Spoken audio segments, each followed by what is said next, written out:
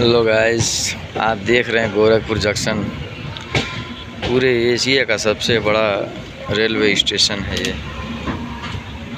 ये देखिए, इसकी लंबाई और चौड़ाई काफ़ी दूर में फैली हुई है। अनगिनत गाड़ियाँ इस पे लगी हुई है, अनगिनत इसकी क्षेत्रफल है।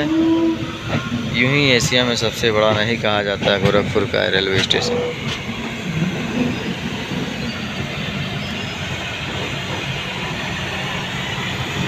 देखिए मेरे भाई, आप सब यहाँ पे आ चुके होंगे।